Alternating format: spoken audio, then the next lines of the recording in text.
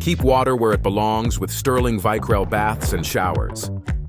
Sterling Vikrell baths and showers feature a tongue and groove water channel management system along the vertical seams to ensure water is contained.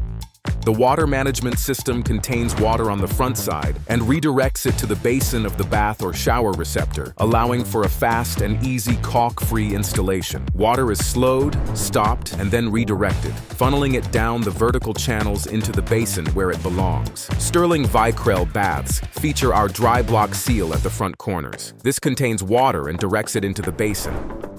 And Sterling Vikrell showers utilize weep channels to redirect water to the basin. They also feature our Guard Plus threshold bead to contain water at the front. An integrated flange and deck slope further help contain water. Altogether, the vertical seams, dry block seal, weep channels, Guard Plus bead, integrated flange, and deck slope of Sterling Vikrell's water channel management system equals superior water containment, which means water only has one place to go, down the drain. Install a lifetime of leak-free performance with Sterling Vikrell baths and showers.